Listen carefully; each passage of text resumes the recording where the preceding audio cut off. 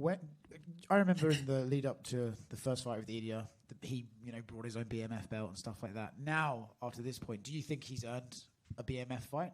Oh, for sure. At the end of the day, when the UFC didn't put it up, it is what it is. But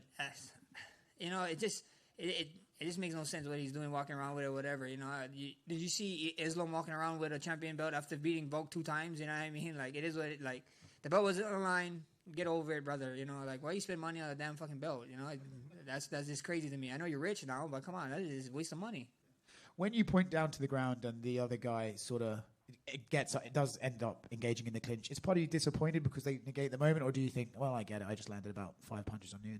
No, it happens. It happens. I landed a couple good shots. I mean, me and him was hitting each other with some great shots. You know what I mean? And I was just glad I got to get the better of him. I'm glad I didn't clinch, but. The shoes on the foot, who knows? Maybe I would have clinched. But at the end of the day, I just happy he obliged, and I got to get the best of him. Congrats, man. Max over here. Congrats on the victory. Obviously, your coaches have played such a big part in your life, even though they're pretty low-key.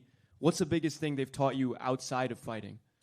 Just be a good person. Be a good person, and they're great guys. You know what I mean? They keep me in check. I mean... They're. I mean, I can't say enough nice things about them. I love them. They look at me like I'm I'm their kid.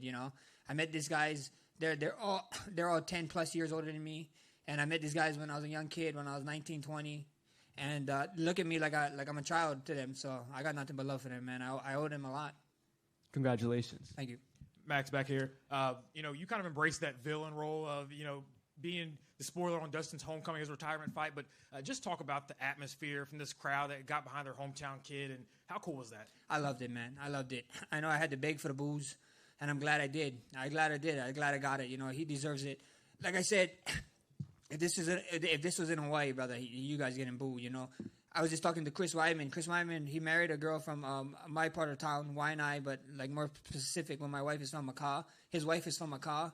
And I told Chris Weidman, if I ever fought you in Hawaii, they'll boo your ass. And he's like, my family probably boo my ass. So that's just how it is. That's how it go.